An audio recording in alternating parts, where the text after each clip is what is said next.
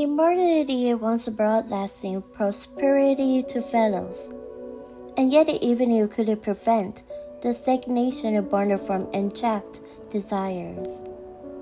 When time ceased to be a limitation, the fellow civilization was unable to escape its inevitable decay. With the exception of the capital and its surrounding regions, which still clung to their luxurious lifestyles, most of the land had fallen into ruin. Remnants of advanced technology lay scattered across the planet, but a majority no longer worked, or they were simply forgotten. Physicians longed for their former glory, but they had to accept the bitter reality of societal and technological decline. The ruling elite in the central district maintained their authority via strict surveillance, but beyond the illusion of grandeur lay something far worse. The more you travel across the planet, the more you saw an empire in decline and the signs of the inevitable demise. Strife raged tirelessly across the land, and the regime could only cling to life by relying on devastating weapons. Among the rebel leaders, a piece of a tale circulated between them. The secret weapon that had crushed countless uprisings was a modified combat android designated as A01.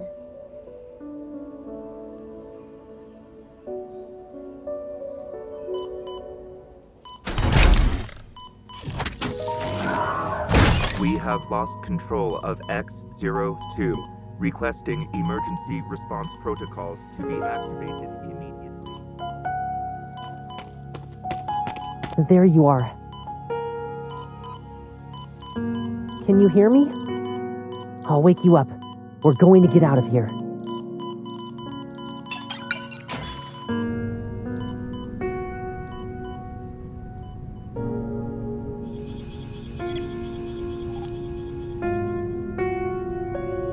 Real-time data of my vital signs flicker across the transparent glass of experimental pod.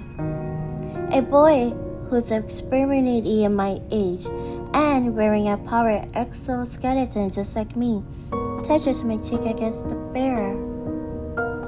We finally meet, A01. I'm X02. There's been a security breach, and the laboratory's control system was hacked. We can only run away while they're trying to fix it. The strangers opened the experimental pod and extended his hand toward me. Let's run away, A01. I am A01, a secret weapon created by the government. My body was modified and encased in a powered exoskeleton. My consciousness can be controlled as needed. People fear me, avoid me, and alter my configurations. So why would someone reach out to me? Without thinking, I take his hand, pull out the tubes connected to my body, and step out of experimental pod.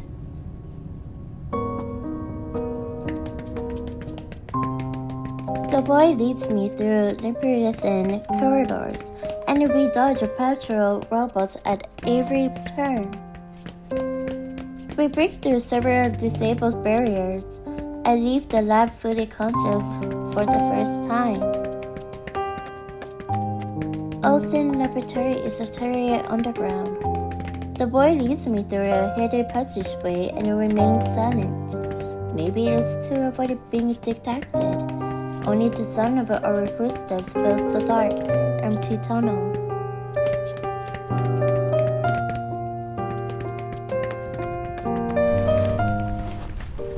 At the end of a passageway lays a vast expanse of wild grass. The sky floats between night and day in the gloomy darkness. The wasteland stretches endlessly before us.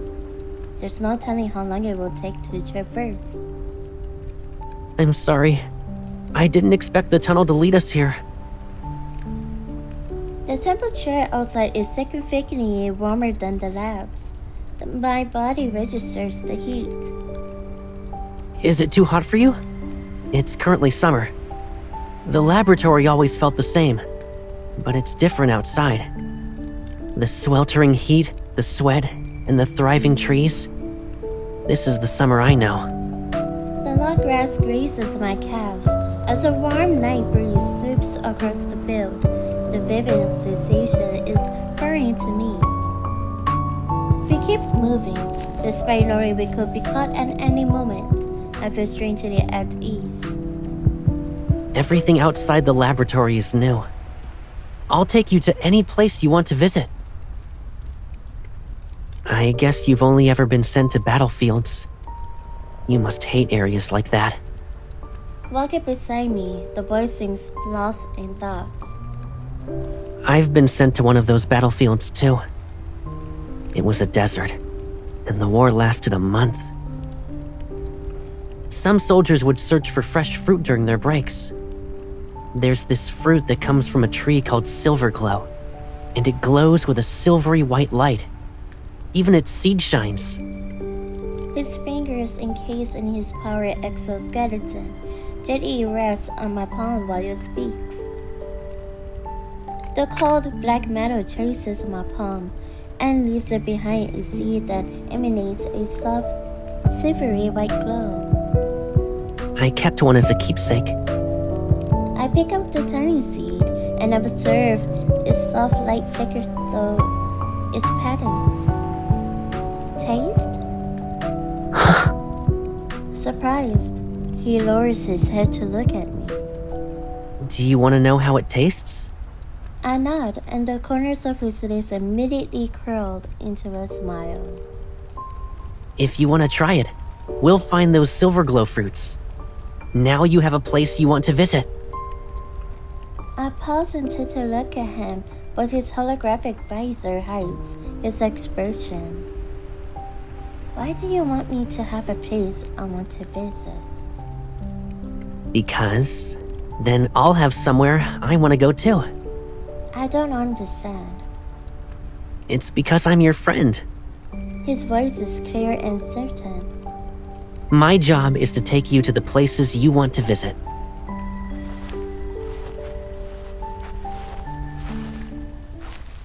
As if reflecting the brightness in his voice, a golden ray of sunlight ignites the pale-colored horizon. A tender, golden red glow spreads from the edge of the sky. It becomes more vibrant with each passing moment.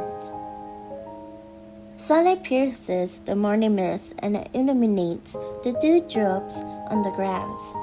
A dawn unlike what I've seen before arrives. I can't help but stop and look up at the sky. Summer, daybreak.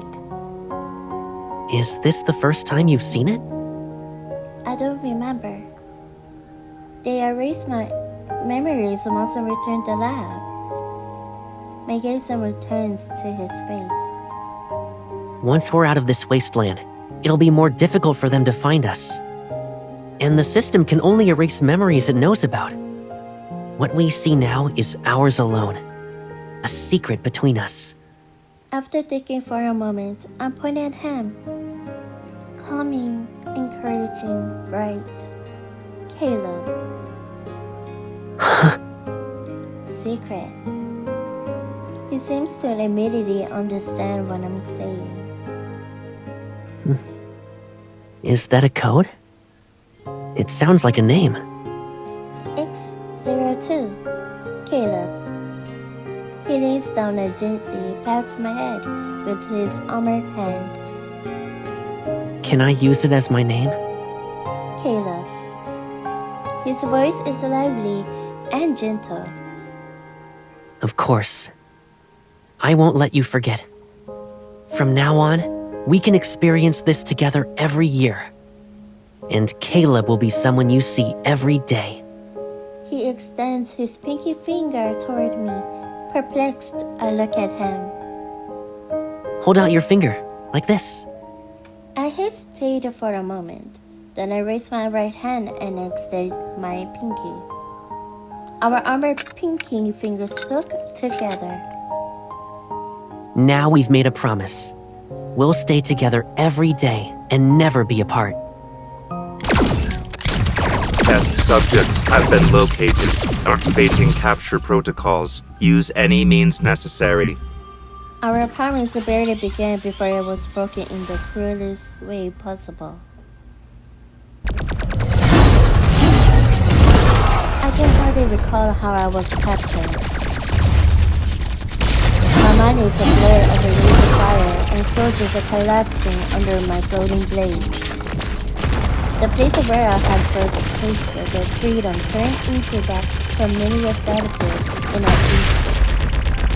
The boy protects me from a little laser blast. He falls in front of me. Get out of here! Run! I stab my flaming blade into their shoulders and ignored the wounds I continued to get. My vision blurs. Through the haze, I see his body jacked away by robots. Halo.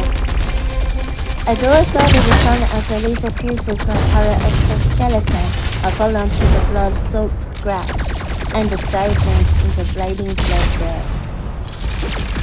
I make a sea of blood. A faint silver light flickers before my eyes. The silver glow floats. I don't know when the glimmering sea fell, but now it rests beside my right hand. With the last of my strength, I struggle to wrap my fingers around it.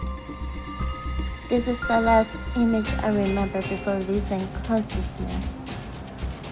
2 test subjects have been apprehended, commencing full examination followed by solitary confinement.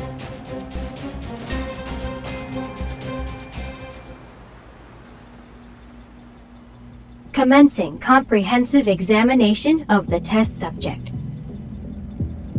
That loathsome familiar voice invades my ears, but my mind remains foggy. A01, energy signature, Destructio. Preliminary assessment complete. Bodily impairment at 91%. Comprehensive modification and repairs required. Initiating the memory extraction protocol is recommended.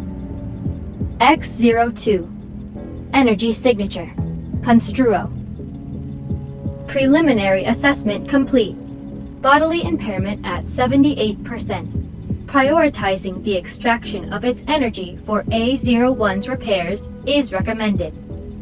Activating memory extraction protocol for A01. Keywords are as follows. X02, friend. My subconscious is plunged into chaos as a boy's face keeps appearing in my mind. The scent of a wild grass in summer, and I have plants touch my skin, the silver fruit seed, the sunrise. Our hooked pinkies, the promise we made. A daybreak unlike any other, one that will never fade from my memory. X02, Caleb. Memory extraction complete. We will now proceed to modify and repair A01.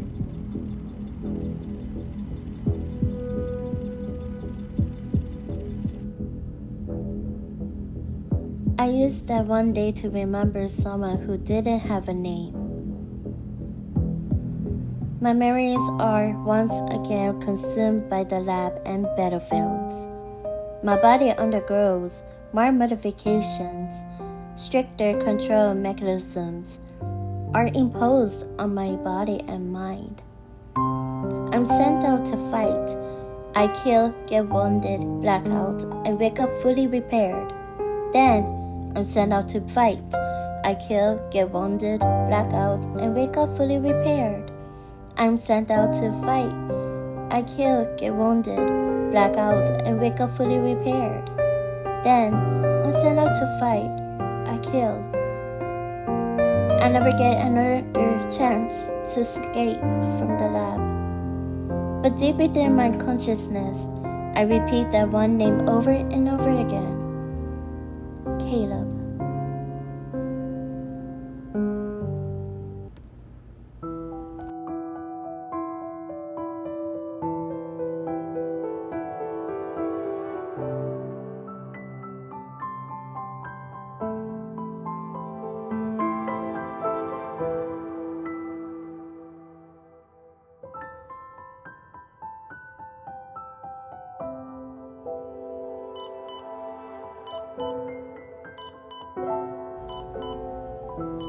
As usual, I'm confined to an experimental pod. My mind is hazy, but I can still see and hear. I just returned from the battlefield. Fragments of violent images still flash between my thoughts. I try to find my one solace amid my chaotic memories. Whenever I think of the name Caleb, I get a moment of respite in this endless loop. However, the memories tied to that name are shrouded in fog. The silence in the laboratory is shattered. Violent tremors bring the seemingly sturdy walls crashing down. The transparent wall of my chamber breaks. In the dust, countless fragments reflect a single figure.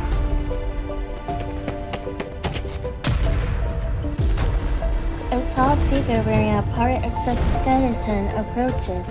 A mix of familiarity and scrutiny grips me upon seeing the black armor. He reaches out and touches my cheek against the transparent barrier of the experimental pod. Do you recognize me, A01? I'll wake you up.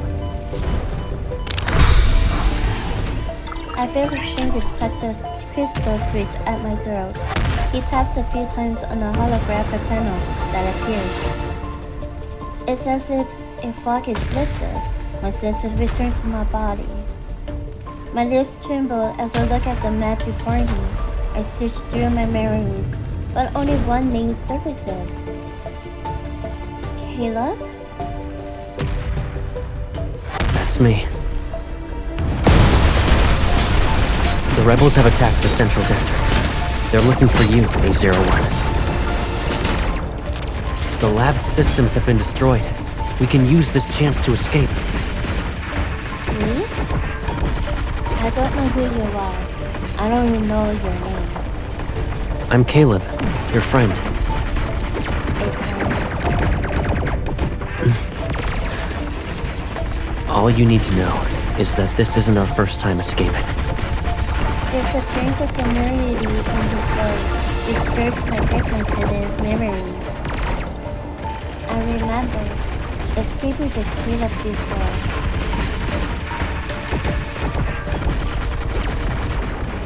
He is taken back, and then he extends his hand toward me. I promise this will be our last escape.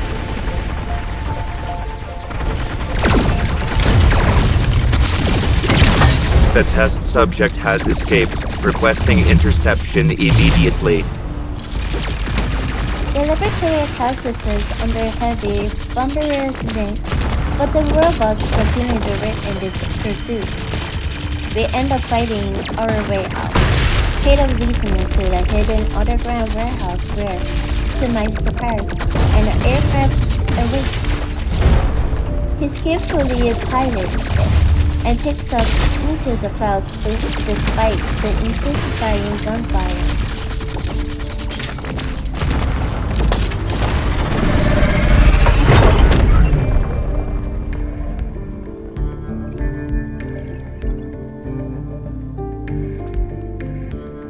The aircraft slices through the sky, and the massive laboratory is already out of sight. Does this mean we've escaped? Not yet. Warning. Multiple aircraft detected. Estimated hostile forces exceed 200 units. Immediate action required. It looks like the government is more interested in capturing you than fighting the rebels. They want me as a weapon. They won't last long without you. But the rebels won't let you go either. Are you scared? This is our last escape. We either succeed or die.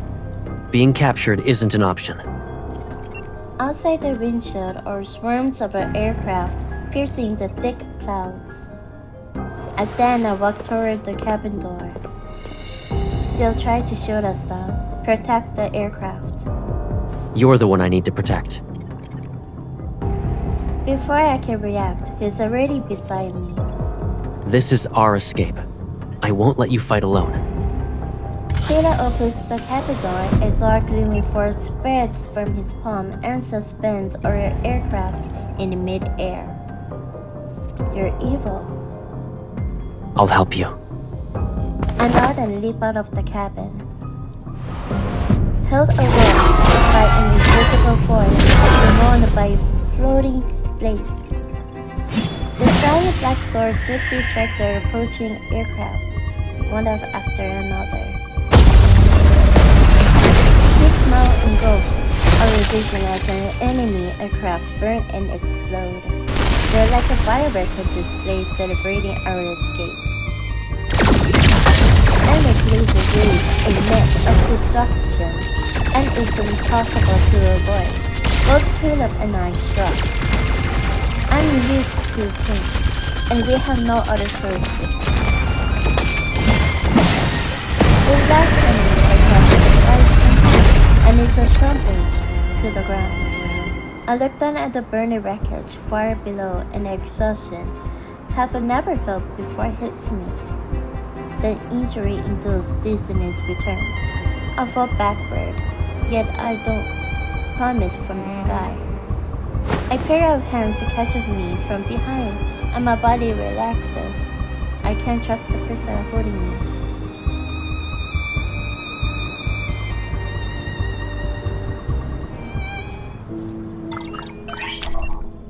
Emergency protocol has been deactivated. Switching to autopilot mode.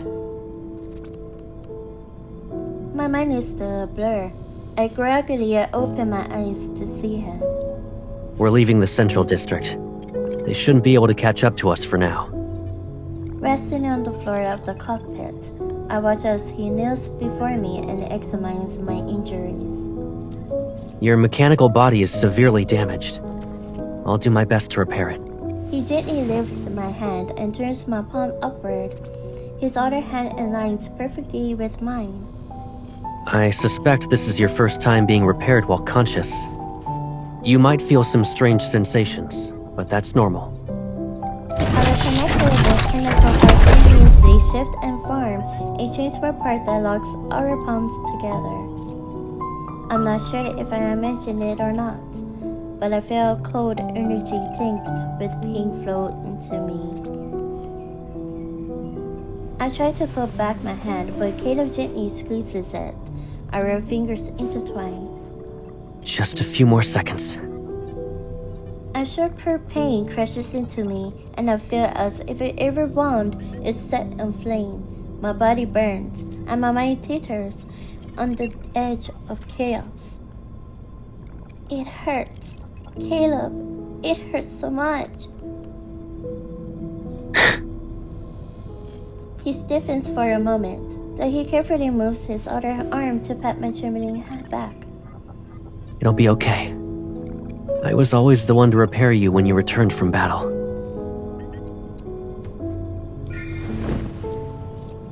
I instinctively hug him with a free arm and rest my head on his shoulder as if a gesture could somehow ease the pain. Don't leave me. I won't. I will never leave you again. The burning pain inside me gradually subsides. The energy flowing through me changes from freezing cold to warm. It's like I'm returning to a place that feels like home. I slowly close my eyes and feel an unprecedented sense of peace in my heart. Deep down, I believed that when I opened my eyes again, I won't be alone anymore.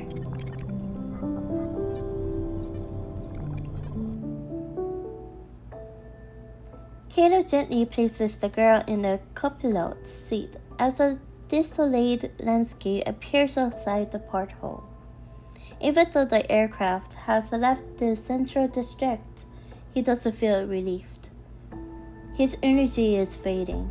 He could repair her damaged body before, but now he can't even restore her to a stable state despite using all his strength. The powers are bound to the same source, so as one grows stronger, the other becomes weaker. His decline can only mean one thing. The destructural energy is getting stronger, coinciding with the insatiable strife that continues to engulf this planet. And when this energy grows unchecked, the first thing it destroys is the vessel containing it.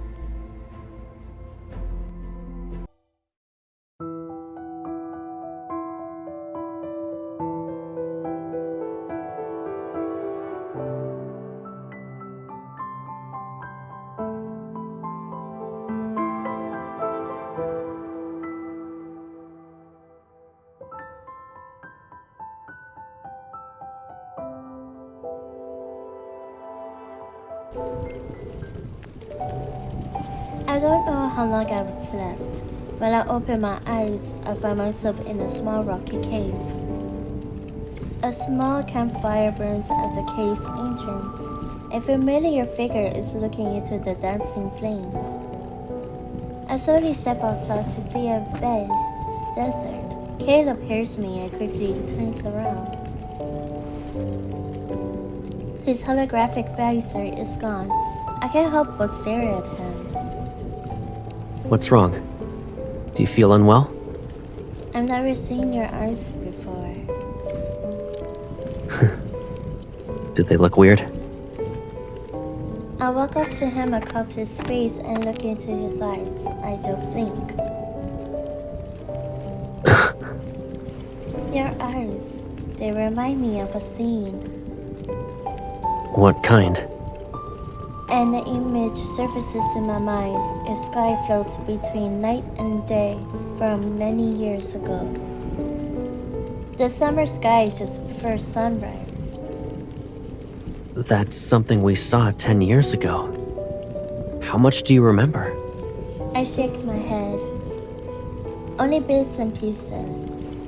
And your name. He falls silent. Then he passes the spot next to him. Are you hungry? Let's eat something. He gives me a fruit. Its red spines were burned off. It's not a nutrient nugget. His expression becomes one of utter disgust. We're no longer in the lab, so we're never eating those things again. These are red thorn grass fruits. They're rich in protein and nutrients. I take the warm fruit and bite into it, slightly charred and crispy. It's salty. He closely watches my reaction. Do you like it? It's not bad. Here, try this. He speaks in a more cheerful tone as he gives me a berry with the blue and white stripes. It's a blue stripe berry, perfect for quenching your thirst. I pop it into my mouth. Cool, sweet juice encases my tongue. For a long time, my taste buds only knew the artificial flavors of nutrient nuggets. But thanks to this single berry, the world beyond the lab has revealed itself to me. It's sweet. So this is what a sweetness tastes like. You like it, right? I'll remember that for later. You seem to be knowledgeable about these fruits. I was deployed in a desert once. The environment and vegetation were a lot like this. A sense of familiarity washes over me. I reach into my pocket and pull it out the silver fruit seed I've kept hidden. What about this? Do you recognize it? Huh. Surprise flashes across the caleb's face, and his eyes light up like they've caught the fire's glow. You kept it this whole time. It's a seed from the 𝘕𝘅𝘍𝘐 fruit. The fruit itself looks like this. Before I know it, a fruit emanating a soft silver white glow appears in his palm. Do you want to know what it tastes like? I nod and I bite into the fruit. Sweet and sour flavors blend on my tongue. There is also a hint of bitterness. The taste is hard to describe it in one word, but I don't hate it. At long last, I brought you to a place where 𝘕𝘅𝘍𝘐 fruit grows. Seeing my confusion, he responds with a relieved smile. Did we make a promise before? Yes, this was part of it. Did we promise it made many years ago still need to be kept? They must. His voice is gentle yet firm, and the moonlight watching over the wasteland casts a soft glow on his face. An emotion wells up inside me. I want to remember the promise we once made.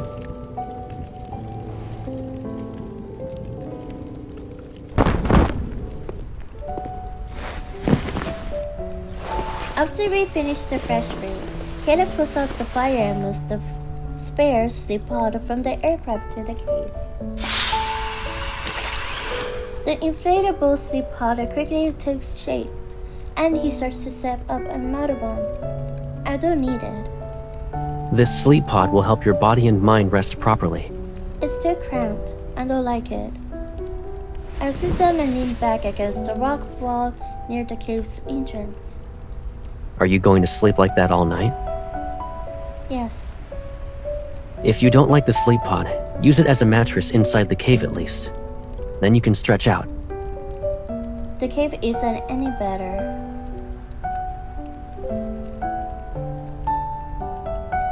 Caleb looks at the dark, cramped cave and seemingly comes to a realization. He moves closer to the entrance and sits down next to me. He positioned himself as if he were my shield. Right. You know, I also don't like being alone. It's very windy near the entrance. That's why this spot is mine. I turn my head and our gazes meet. In the lab, we were actually separated by one wall. And it was a mirror in my room. I didn't realize it was one way until it got destroyed. You were in the room next to mine and could always see me, right? I nod as I recall that transparent wall. It was like a stage built for an audience of one, me. The sole actor on that stage was a prisoner, the boy in the other room. Confined to the experimental pod and unable to make a sound, I was forced to watch his loneliness and pain play out. It felt like an experiment. Were you able to hear me? All kinds of plants can grow in the desert. There are blue stripes, berries, red thorns grass, and the 𝘕𝘅𝘍𝘐 fruit you were curious about as a child. Would you like to go to an amusement park? I used the system to find the dreamiest one in all of the fellows. This amusement park floats in the sky. Even the clouds are pink and purple. I want to take you there. It's like a paradise. You like it? And calmly repeat his past monologues, his 𝘧𝘰𝘳, stunned. I heard everything you said in the lab. But only now do I realize you were talking to me. The wasteland's moonlight is reflected in his eyes, and his expression seems more animated. Then you must have heard what I said every night. Good night, my one and only. What about you? I had no one to say those words to. so I never said them. He turns to look at me and his gaze becomes serious. Have you given yourself a name? I pause it before looking at him. No one has ever called me by a name. Well, now you have someone who will.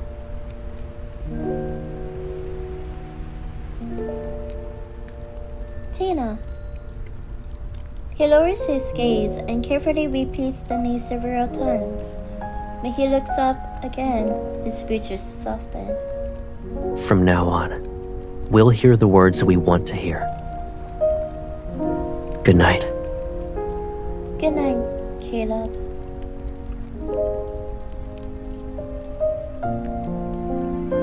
I close my eyes and listen to his steady breathing nearby. I unconsciously rest my head against his shoulder. I slept well that night. No sudden awakenings, no dreams.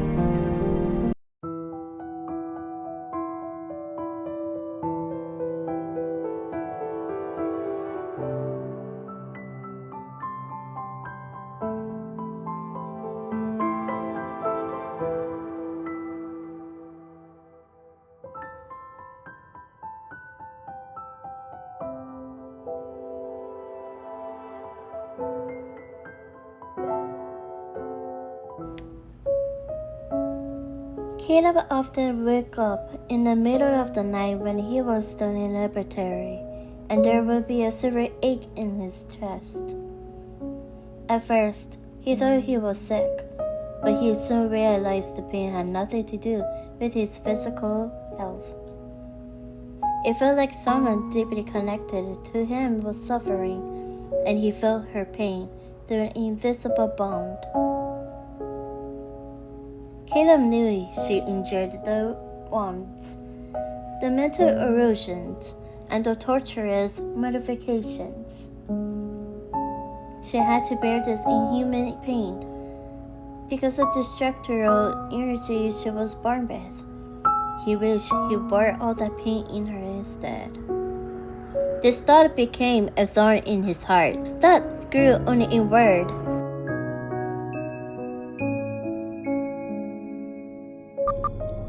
Approaching designated coordinates. Entering landing mode. Please ensure your safety.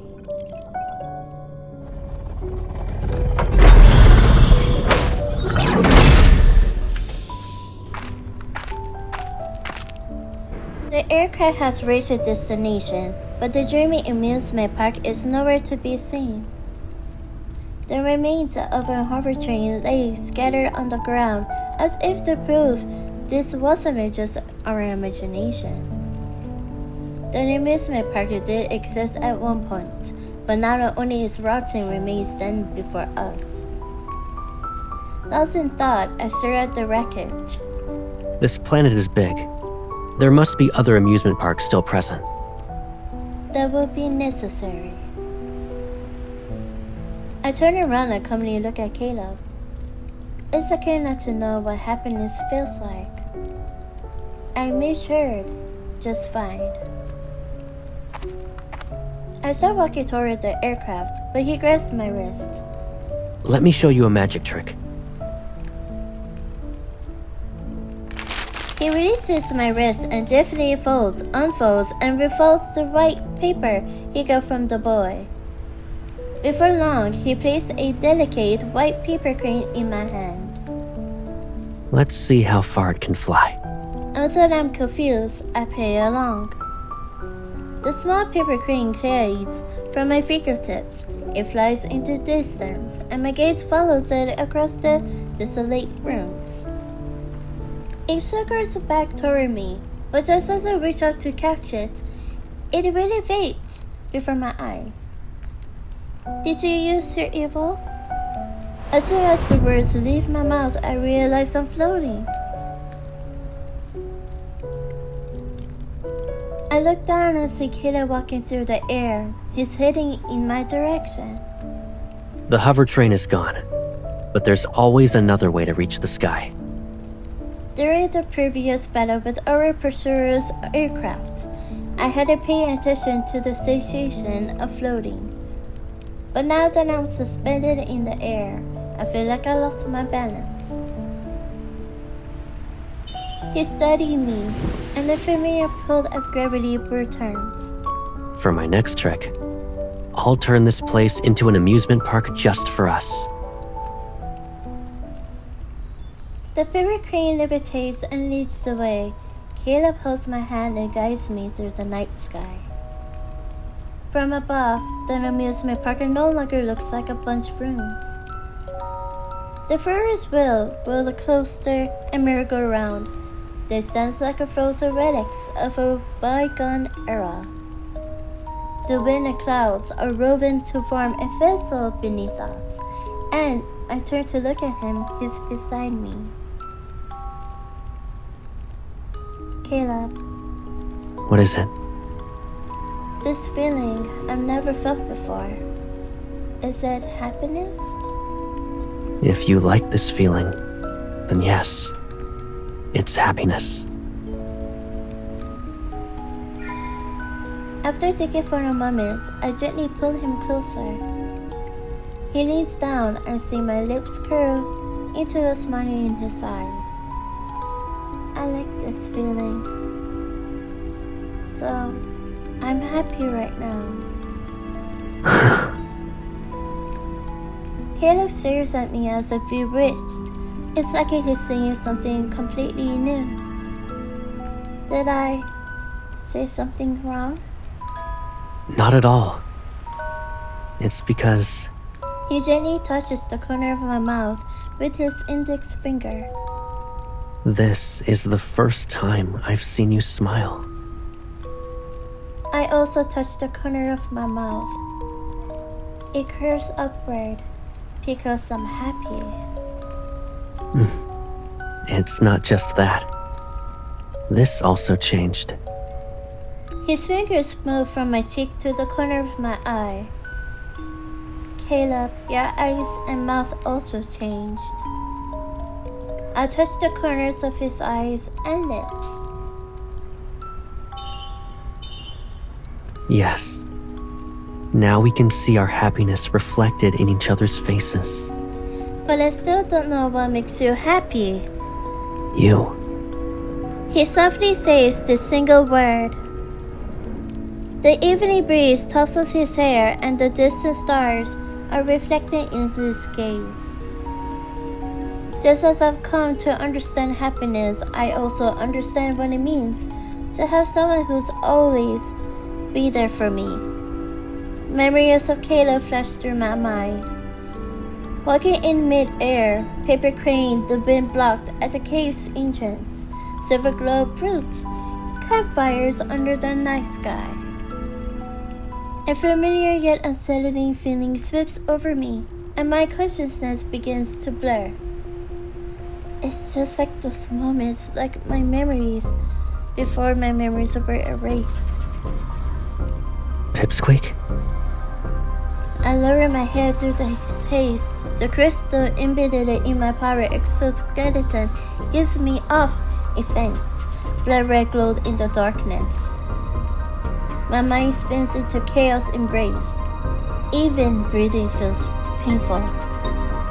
As I collapse into the arms of the person beside me, a sharp sound charges towards us. A golden beam pierces the darkness and grazes my power exoskeleton. It's a surveillance drone. Get behind me. Countless pairs of golden eyes suddenly light up at the sky. They're like a pride of lions surrounding their prey. My golden beams are ready to create an entertainment. They're trying to trap Caleb and me. I try to summon my floating blade to counterattack, but my fading unconsciousness prevents me from using my evil. Behind me, a golden speed strikes as it pierces my chest. I lost my balance and fall. Caleb catches me and focus. Previously is able to lift the passenger railroad the car into the air. It serves as a makeshift curve. He carries me into floating passenger railroad car while a laser relentlessly attack its exterior. I can hear the muffled explosions. My senses are about to disappear. Even the pain in my chest feels like a distant, small cessation. Listen, I know your mind is in disarray. I'm fine. You need to go. I tried to push him away, but he pulls back into his arms, using it in a greater force. He leans down to my ear, his home voice is deathbed. You must remember what I'm about to tell you.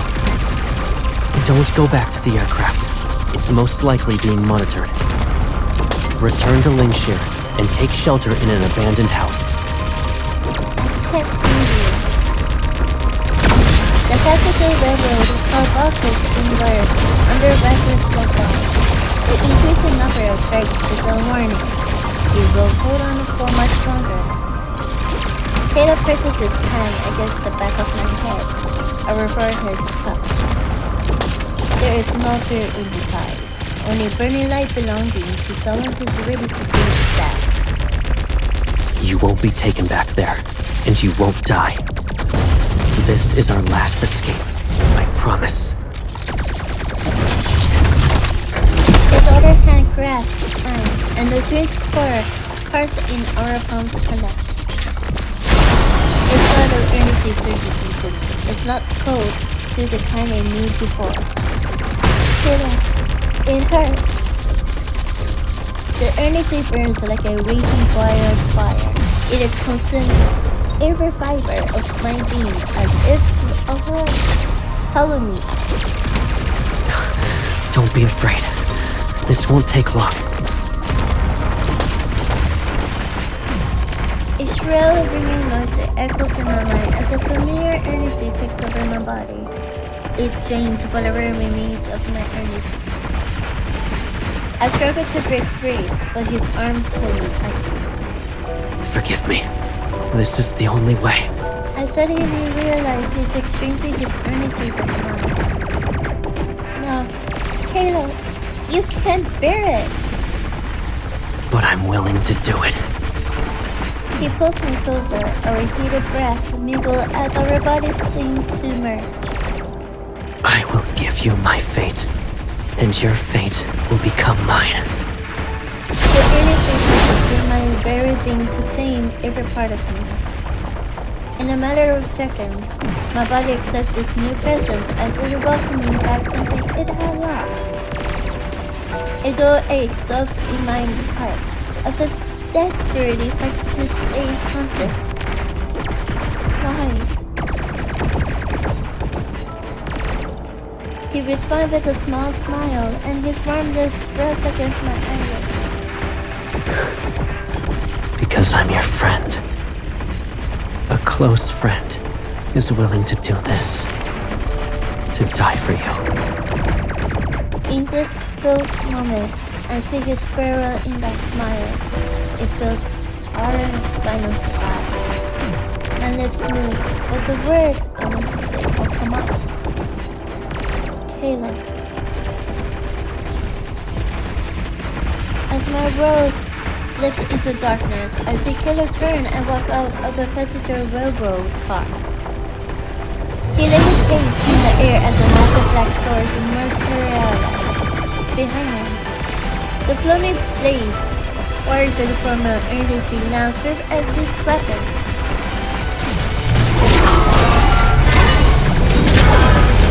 A massive swarm of drones surges through him to attack the newly reborn compact android.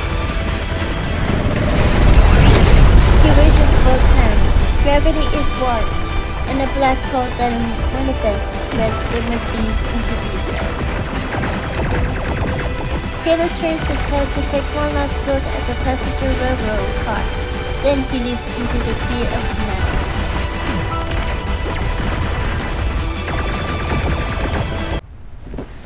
I wake up in the wreckage of a Harvard train's passenger railroad car.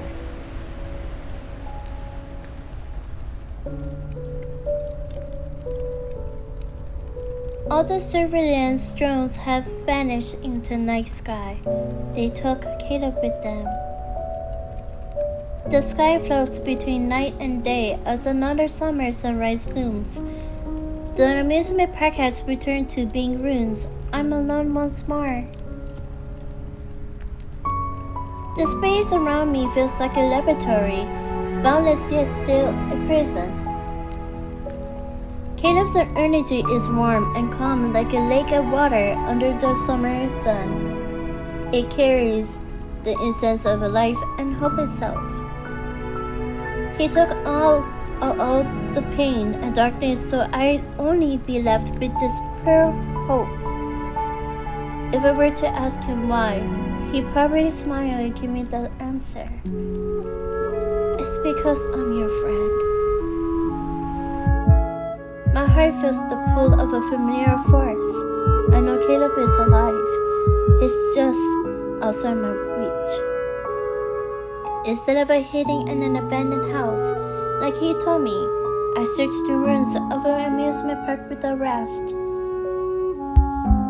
The pull of my heart feels grows weaker. I don't know what's happening to Caleb, but if the connection breaks before I find him, I force myself to move faster. I need to cover more ground. Caleb, wherever you are, please hear me, sense me, wait for me. I will find you. I'll wake you up and make you hear me say your name again.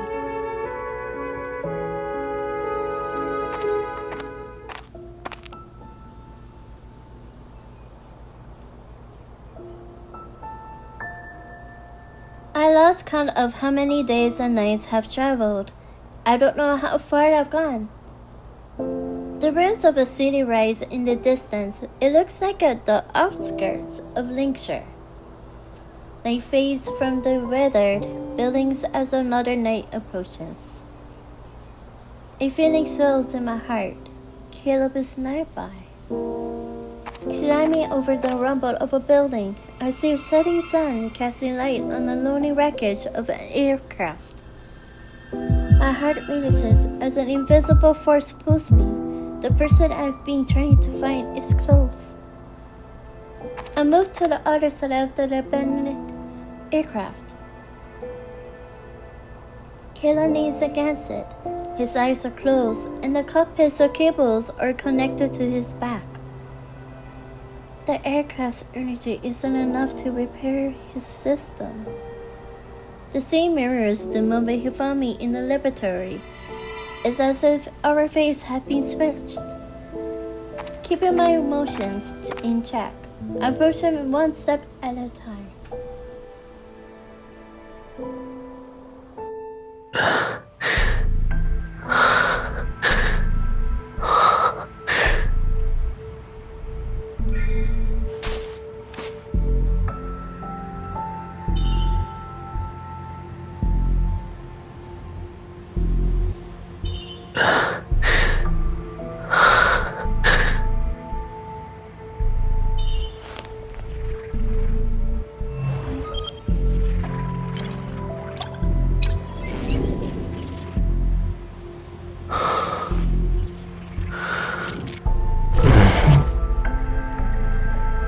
Target acquired. A01. Activating elimination protocol.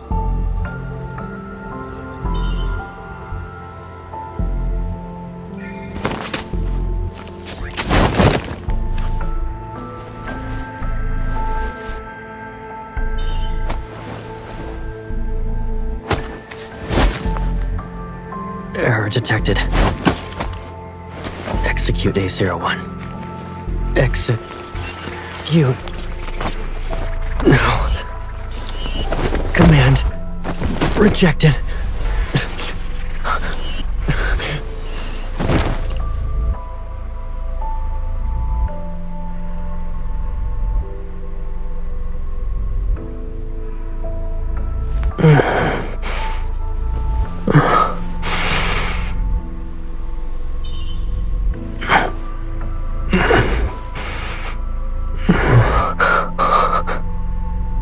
Are you hurt?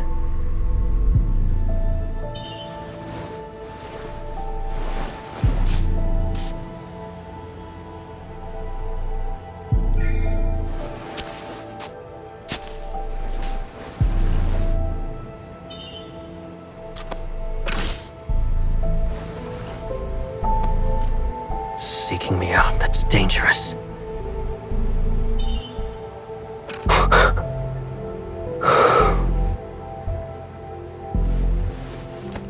If it's you, no matter what, please wake me up.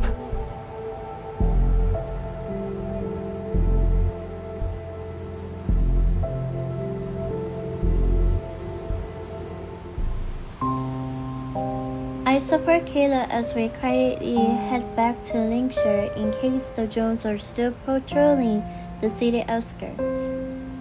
His system has sustained heavy damage. We need to quickly find a safe place for repairs. The black market merchant who sold us aircraft parts kindly let us use her old house for now. Although it's worn from age, the room is tidy. A vintage floor-to-ceiling window takes up an entire wall, so this place is flooded with light. Kato, usually exhausted, collapses onto the bed. I gently touch his eyelids, and I feel a trace of warmth beneath my fingertips. Suddenly, his eyelashes flutter. Don't worry. I'm fully conscious. He takes my hand and turns it over. The various colors of grapes I collected from those days of looking for him in the ruins are revealed. His grip loosens, as if he's afraid to cause even the slightest discomfort. Were you uncomfortable these past few days? Without saying a word, I press my palm against his. He understands and tries to pull away. My system is fine. I pin his hand down to the mattress. I sit on the edge of the bed and look down at him. Your hands.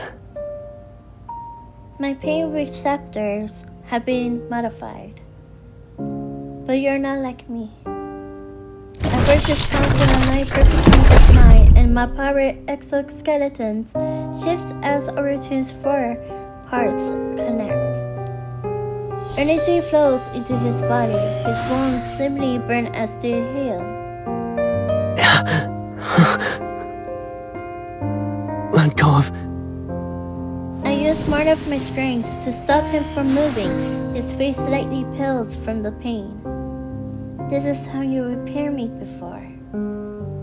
I'm just returning the favor. Don't waste your energy on me. The energy transfer suddenly stops. I stare at my palm, shocked beyond disbelief. Caleb's system is fully repaired, but my energy is already drained. Unease creeps into my mind. Our energy levels are mismatched. You knew? He turns his head away to avoid my gaze. I'll recover. I just need more time. I grab his shoulders and make him face me. Our gazes meet. You lied to me. Yes, I did. How are you going to punish me? I'll accept whatever it is you plan to do. My fingers trail from his shoulders to his collarbone and move toward the center of his neck. Your punishment. Promise me that you'll never leave me again. Ever.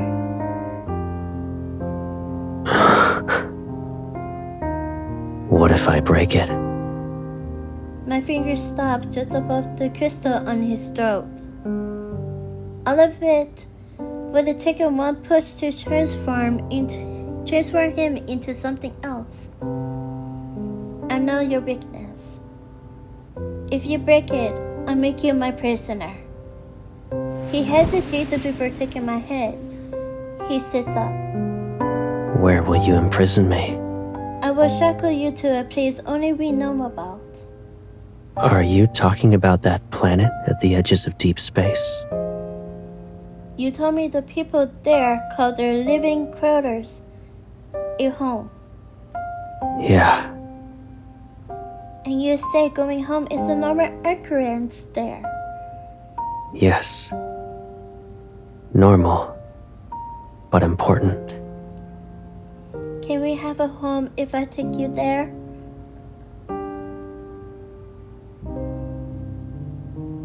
Why do you want to go to that place with me?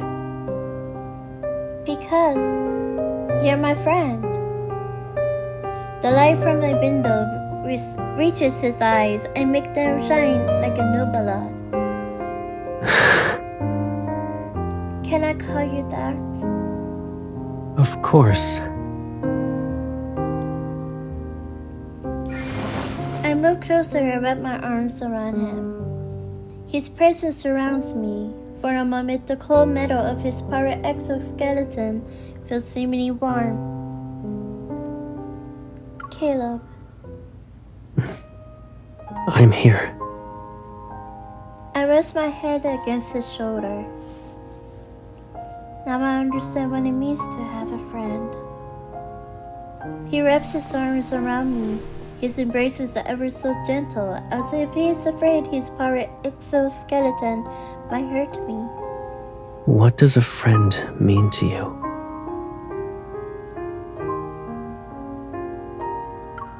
There's someone I can live without.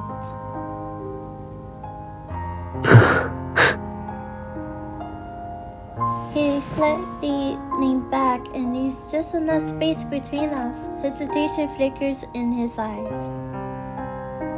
Is that not true? You'll be older one day. And you will be my friend anymore when that happens? When you leave the lab, you can live your own life. I caress his cheek. Then let me be the only one in your life.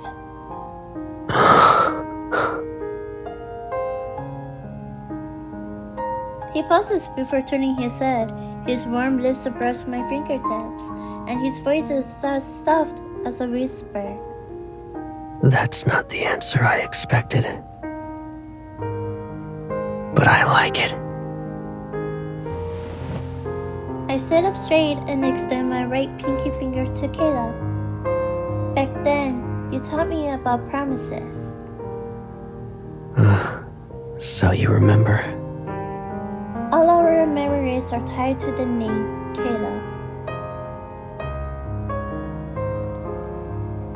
His eyes sparkle as he extended his pinky finger. Let's leave Velos and travel to the planet at the far edges of Deepspace. Okay.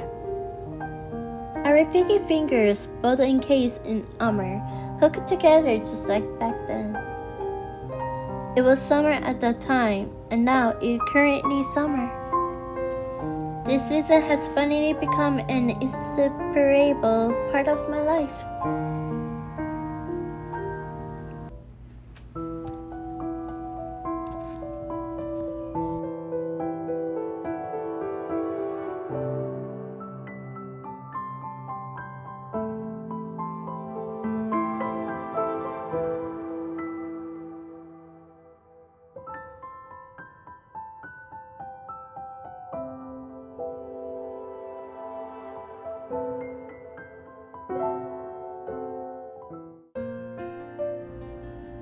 For those on the run, a destination is like a beacon, a spiritual anchor, guiding every step of the way. To reach our homeland at the edges of Deepspace, we still have much to prepare. 𝘥𝘰𝘯𝘵 was once a bustling hub of aerospace innovation. No, now it's nothing but rooms with abandoned equipment. We found a small spacecraft in an old warehouse on the outskirts. If it's modified and given enough fuel, it can fly again. We exchanged the aircraft we used to get here for the parts we needed with the black market merchant, Helen. Caleb and I ventured into the city's desolate outskirts to hunt wanderers for their protocols.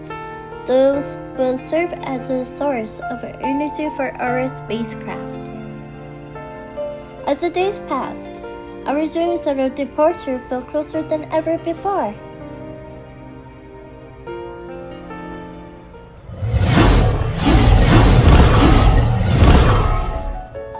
After working very hard, we finally filled our pouch with the protocols. It's currently midnight. But instead of heading back with our loot, Caleb and I are captivated by the scenery before us. A nameless lake sits on the far reaches of Linkshire's outskirts.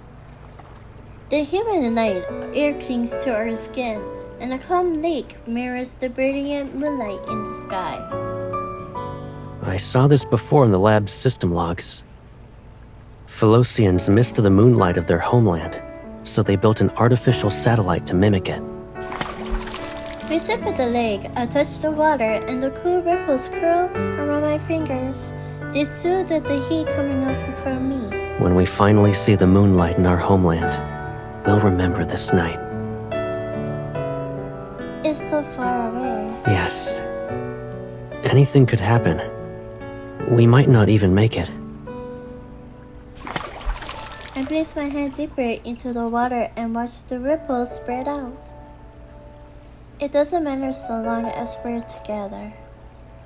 Caleb looks at me, then he tilts his head toward the sky. No matter what happens, we'll always have the memory of tonight to hold close to our hearts. He raises his hand and a tiny spinning black hole forms. The small ripples on the lake's surface gradually turns into waves. They're drawn upward by an invisible force. The water hovers above the lake. It forms a massive, transparent sphere that sparkles with reflected moonlight. On that planet, they have something called a crystal ball. They're often given as gifts. Are they also made out of water? No. The ones there are smaller. Sometimes they have tiny items inside them to create scenes.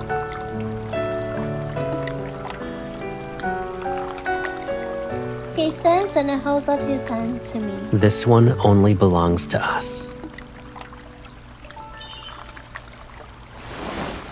Having floated before, I've gotten used to the feeling of my feet leaving the ground. Caleb pulls me further into the sphere. The transparent water around us shimmers with iridescence under the silver moonlight. Hold on tight. He guides my hand to rest behind his waist and wrap one arm around my shoulders. Our crystalline bubble begins to float even higher. Caleb, is this another one of your magic tricks? A magician relies on illusions. But I want to make all your wishes come true. Prismatic lights dance around us, refracting and reflecting endlessly. They make me feel like I'm inside a giant crystal ball. Yet his eyes shine as pure and bright as tonight's moonlight. All my wishes will come true? Yes, all of them. I hold him even tighter. The wish that I have right now has already been fulfilled.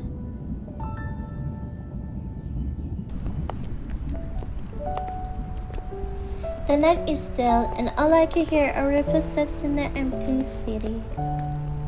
Why are you staring at the ground? Are you exhausted? Listen, our footsteps. They sound like they're going home. You already think of it as your home, huh? I watch our steps fall in and out of the sink. I mean, us walking together is what it feels like home. He slows his pace until we're walking side by side. I'll remember the rhythm then.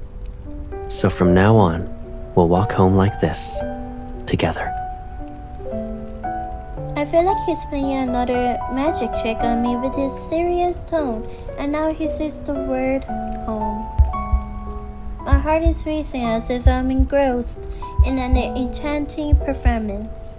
Now you're the one who's slowing down. What's wrong? He places his hands on my shoulders to steady me.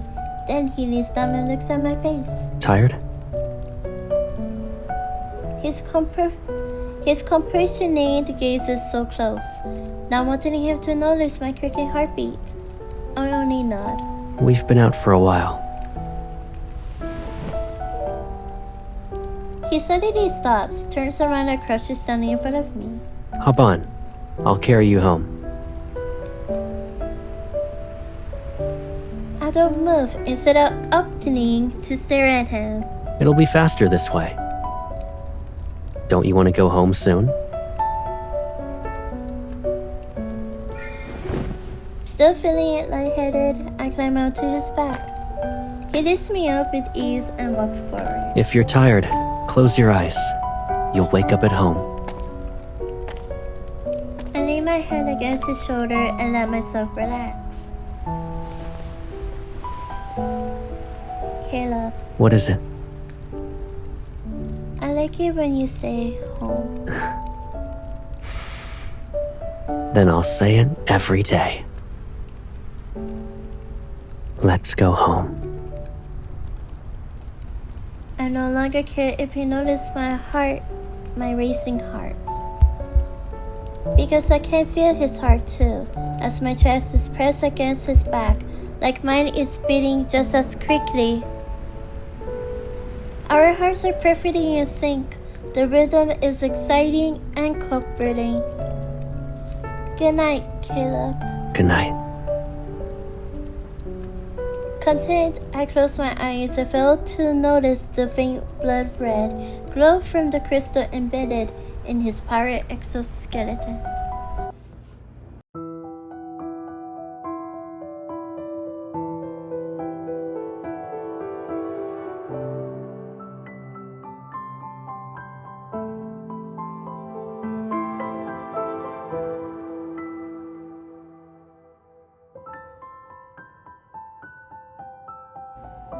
Caleb doesn't remember most of the dreams he had in the laboratory except for one. It's a vivid dream that reoccurs frequently. Past an endless tunnel of space and time at the far ends of the universe, a blue planet orbits peacefully. The planet's inhabitants closely resemble the people of Phelos, but everything there is full of life. Is in stark contrast to the declining Phelos. The images in the dream are vivid. He seems to know how the people live there and how the scenery flows. More apparently, the planet's energy always feels familiar and nostalgic to Caleb. It carries the unique era of rebirth. Perhaps it's not a dream about a distant memory.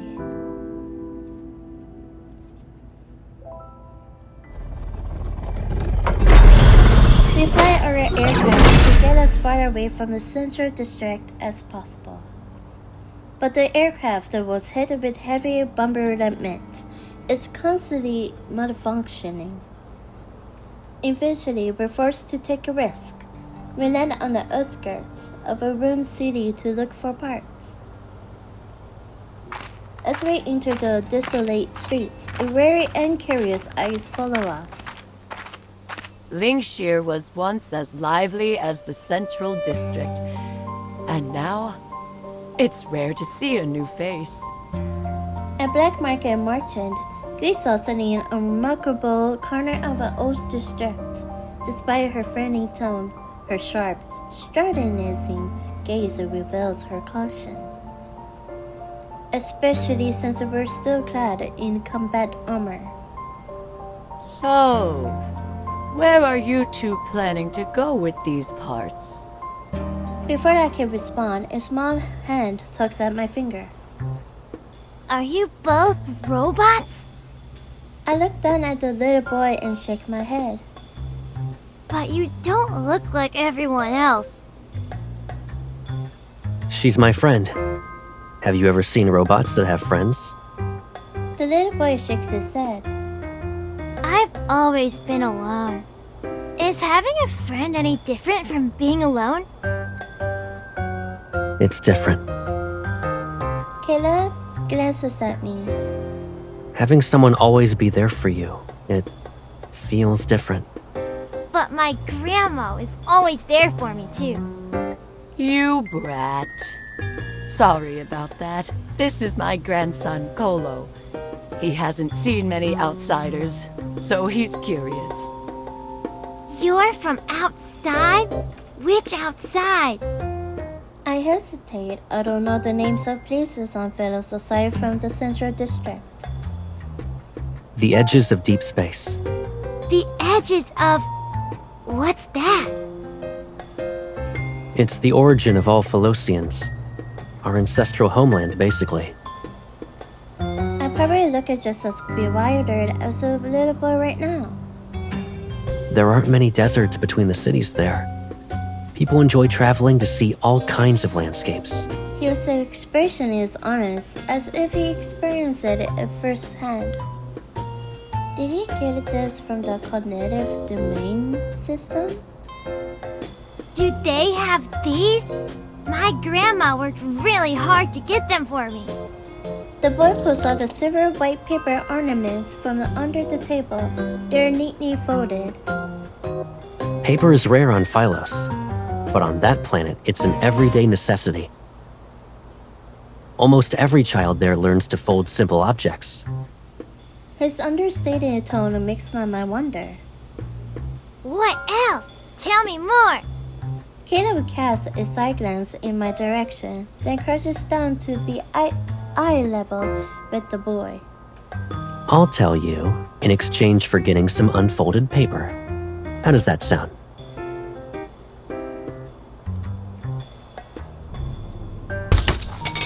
When we left Linkshire, we took the aircraft parts and the precious white paper I'm holding right now. Back inside the aircraft, Caleb gets straight to work without even resting for a bit. Laying on his back under control panel, he swaps it internal parts. Regulator. I hand it to him, but my gaze keeps drifting to the nearby paper. Are you curious? Have you visited the edges of Deepspace? I'm not sure. I don't remember being there, but these images keep appearing in my mind. They feel like memories from a long time ago. As he finishes with the repairs and pushes himself up, I hold out my hand to him.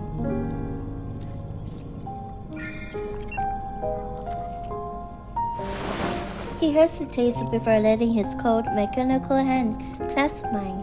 I pull him up. I don't have memories like that. He carefully studies my face. Is that envy I see? I don't know. But you look happy when you talk about that place. Is it even happier than the Jumia's amusement park on Philos? I've never been to either place. But that amusement park isn't far from here. Caleb raises his hand and taps the air to bring up a holographic screen between us. With his finger, he draws a simple sketch on the screen. There's a hover train that weaves through the amusement park. It'll pass by the Ferris wheel, the roller coaster. And the merry-go-round. You remembered that. I remember everything you said, including the amusement park's coordinates that you kept repeating. I read out the numbers I heard Kato say many times on a holographic screen.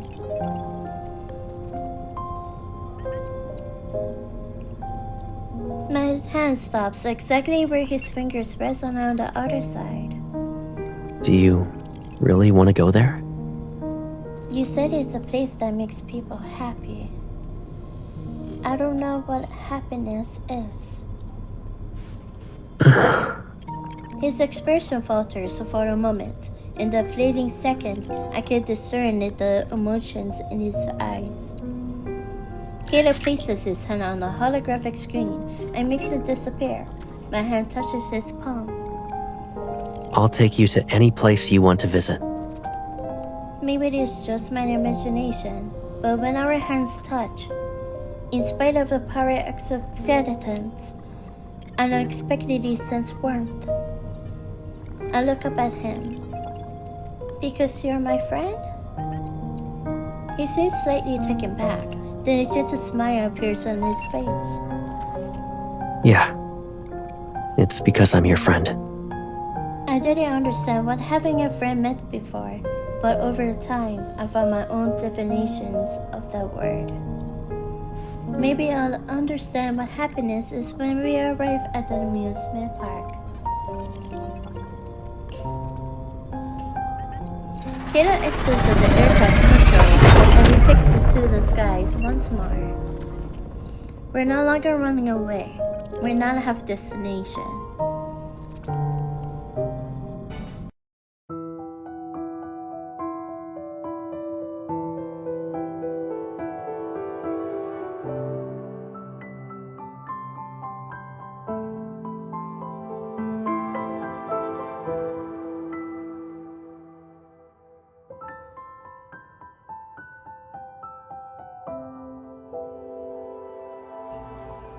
Shortly after exchanging energy with the girl and waking up, 𝘠𝘠 had an harmonious premonition. The color change in his powered exoskeleton's crystal and the brief haze clouding his mind made him remember the ruins of the amusement park. The girl underwent the same process, the crystal discoloration and the mental fog. Those symptoms have been transferred to him. After their failed escape as children, the two had undergone many modifications. Maybe this was a fail-safe, a medical system the laboratory had implanted to prevent another attempt. But what was the trigger? When he carried the girl back to the old house on his back that night, he finally realized the answer. The trigger was each other. More specifically, it was their feelings. The closer they became and the more they interacted, the faster their consciousnesses degraded. They were programmed to be others' poison. This naturally formed bond was destructive, a colorless designed to make them forget and hurt each other. Despite this newfound knowledge, he suffered the sweet poison.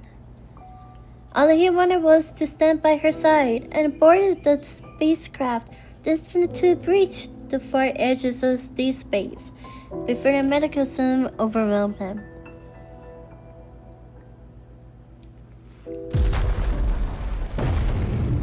The war between the government and the rebels had reached a precarious stalemate. The center of the strait has been reduced to rubble. The flames of conflict spread to every part of the planet. Linkshire was no exception.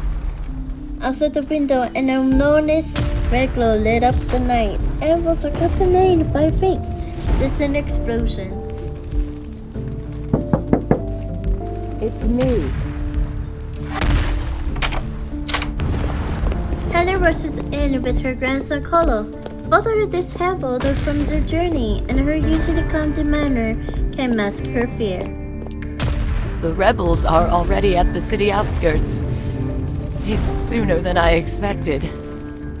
We'll be boarding a large evacuation ship. You two should come with us. It's safer if we stick together. If they find us, everyone on board will die. 𝘠𝘠 and I exchange a glance. We know that we are thinking the same thing. Thank you, but our fuel is ready. We'll be leaving soon. But your ship is a private spacecraft. It has never traveled that far. What if... Do you really have to go? Where are you going? 𝘠𝘠 passed the boy's head. We're going to a place where the seasons change. We'll see life grow, a summer sunrise, and real moonlight. Does this world have such a place? Caleb shows a slight smile as he glances at the boy. He turns to look at me. If this world doesn't have it, then we'll find one that does. Helen says and hands out a metal box to Caleb. Take this. It's the best warp drive I could get. And this is the communication key for our ship. Just in case. So long as you're within range, we can send a rescue shuttle. After Helen nods, Cola places a small communicator in my hand. Thank you. You need to go to that world you're looking for. Take care, children.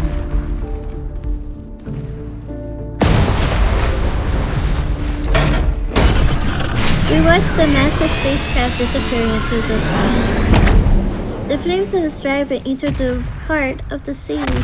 Scared and dilapidated, 𝘠𝘠𝘅 marches towards its funeral. Outside the floor-to-ceiling window, buildings stand against the blinding flames. Thick smoke fills the air, yet the city remains strangely silent. We have to leave immediately. Caleb goes to the warehouse to replace the spacecraft's engine. I stay behind to gather emergency supplies. We meet up after I'm done.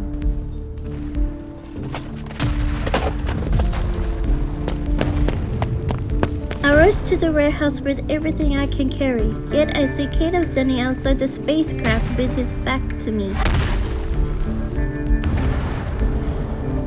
I have nutrient nuggets, supplement concentrates, and... X-02. Command confirmed. The crystal embedded in him emits a faint, blood-red glow. I realized this happened to me when we were in the rooms of the amusement park. Caleb? I take a stab and grab his arm, but when he turns around, his face is expressionless. It is a pivot to something that could be called the ultimate, perfect weapon. Carrying out orders. No, I'm not X-02. I'm Caleb. His own focus, I slowly regain clarity. The red glow from his power exoskeleton's fades. His body's raised and I quickly steady him. Are your memories being erased? Is it because we exchanged energy? Let's get out of here first. Once we're safe, I'll explain everything to you.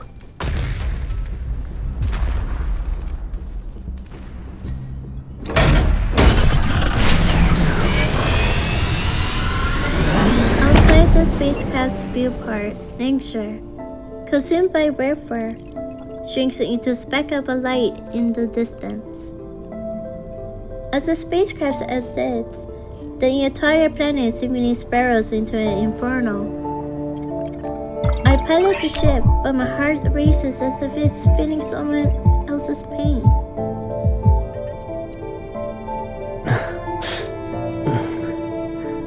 We have interference modules inside of us. When triggered, the one with the destructive energy will experience a degradation of their consciousness until they lose it completely. Then they must wait to be reactivated.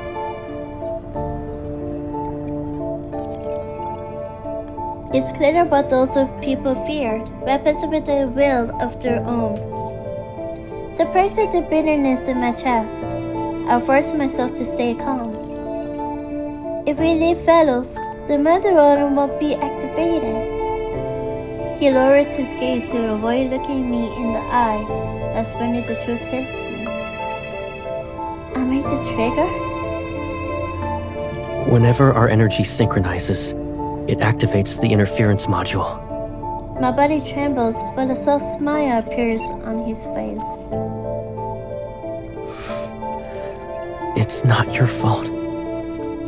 They knew I couldn't stop myself from wanting to synchronize with you. The countless experiments that have dulled my anger and pain, yet they surge once more as they're reborn from my flesh. All of them deserve to die. But who are they? The researchers who modified us, the rulers who crave our power, the creators who gave us this energy, or is it the fate itself that binding us in each other's shadow? Before me is this boundless universe, yet my hatred can only merge with this unfathomable darkness. This should have been my burden. If 𝘰𝘍 didn't exchange his energy with mine, he wouldn't need to suffer. I grasped 𝘰𝘍's hand and tried to connect to the part in his palm. Suddenly, something warm and sticky. I slowly turned over my hand. Dark red blood has mixed with the golden fluid in my palm. It flows down my wrist. I'm sorry.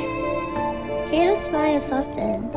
As he opens his wounded palm, his transport part has been completely destroyed. We won't be exchanging energy anymore. But at least, I got you onto this ship before I was taken away. I promised this would be our last escape, and I meant it. His scream sends a waves of fear through me. I grab his arm. 𝘰𝘍, don't you dare leave me. We promised to reach the far reaches of Deepspace together. Warning. Internal energy fluctuations are intensifying. Hull integrity at risk. Immediate action required. The floating blades. I can't control them for much longer. Even if you lose consciousness, it doesn't matter. I'll always be the one to wake you up. Warning. Spacecraft is under heavy bombardment. Shield integrity at 70%. A massive fleet is approaching. Contact will occur in approximately 25 seconds. Please execute tactical evasive maneuvers. This is perfect. Your fate is now mine. This is the last thing I can do for you. He releases my hand, stands up and leaves the cockpit. I try to follow him, but gravity pins me in place. A transparent door separates us. It's just like the barrier in the laboratory. But he won't be waiting for me on the other side this time. 𝘰𝘍, no!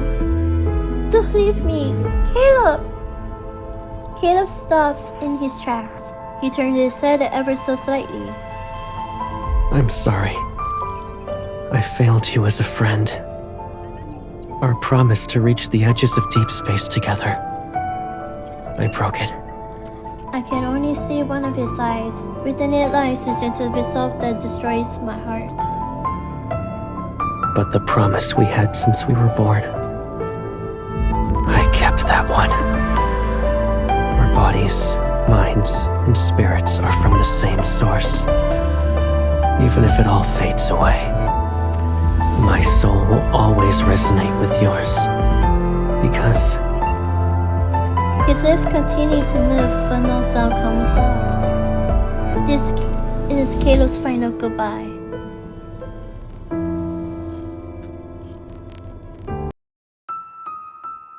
𝘰𝘍 has a secret he never told anyone about. It was born the moment he became aware of her existence in the laboratory. He didn't know if it was related to 𝘚𝘠𝘢𝘅, her being at the center of his world, or the fact that she was herself. Yet in the end, none of it mattered. Every reason began and ended with her. The secret was a seed buried in his heart, and over the years, it grew into winning vines that formed an invisible net. It bound him and made him want to bind her just as tightly. At the beginning and end of those vines was a single thorn, one that grew inward. Their shared connection meant his soul was always distant to recognize her. His soul resonates with her again and again because he loved her. The deafening echo of that love had traversed the stellar laboratory, the war-torn planet, and the inevitable end. Now it will finally fade into silence.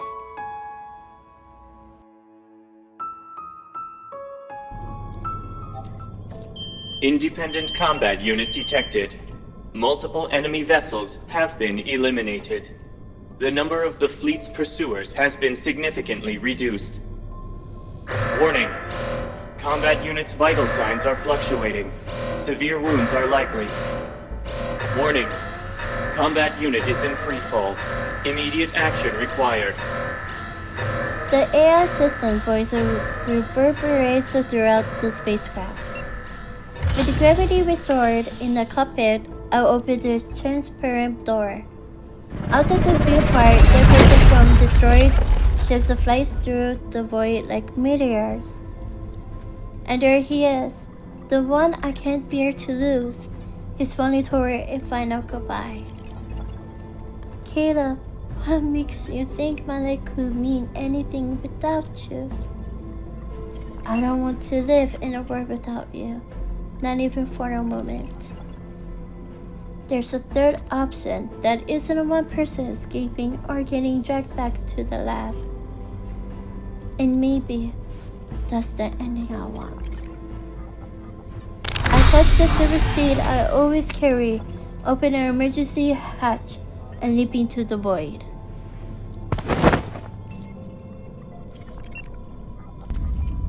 Controlling my powered exoskeleton, I drift through space. In the distance, ships explode in silence. The remains strike across this emptiness. The receiver built into my ear picks up a sound. The piercing screech almost makes me think it's an auditory hallucination. Isn't this Caleb's receiver? My iteration makes me look down. The figure in black is quickly falling.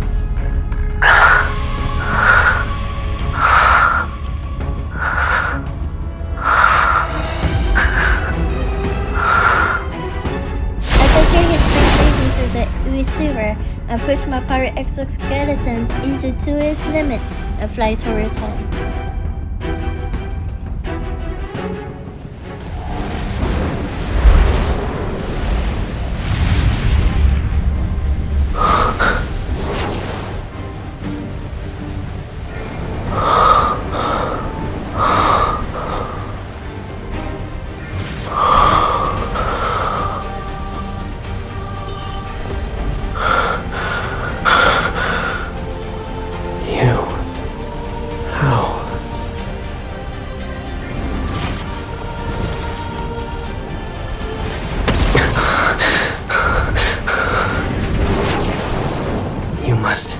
Turn back.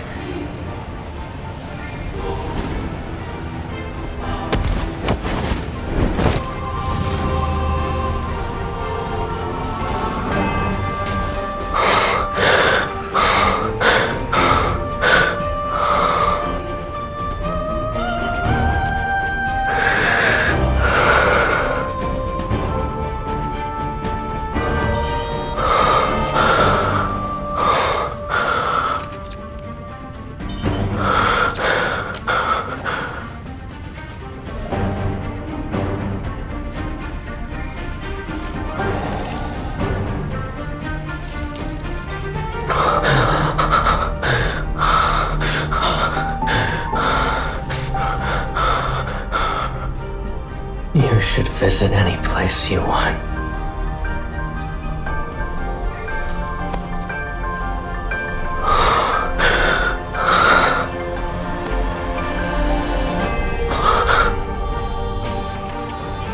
This path will only lead to destruction.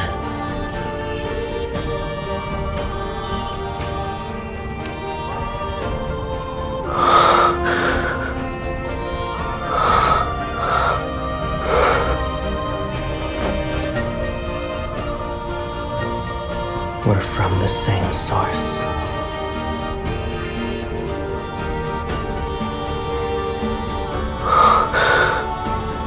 Then it's a promise. In life and in death, we will never be apart.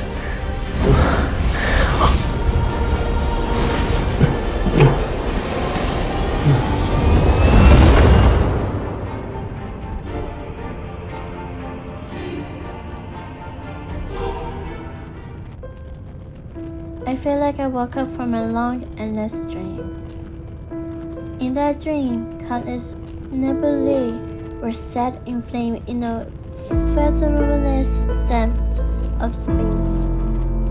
They collapsed, and a black hole formed at the center. There was an explosion. New stars were born. Then I heard a faint voice telling me a story about another world. In the chaos, it was the only thing I could understand. And the voice kept saying the same words. Go home. Let's go home. Cultural and 𝘗𝘓𝘅 are two forces that drive the evolution of civilization. This intertwined force are interlocked in a perpetual cycle. Pharaoh's empire arose from the invent of the technology which granted immortality. Yet beneath its glory were the seeds of the destruction that had long since been sown. Immortality meant the end of progress. Their decade began the moment it was achieved. Immortality could not sustain an immortal civilization. As the destruction pushed this world toward its final moments, flames of hope were ignited elsewhere in the universe. It is a testament to the endless cycle of rebirth.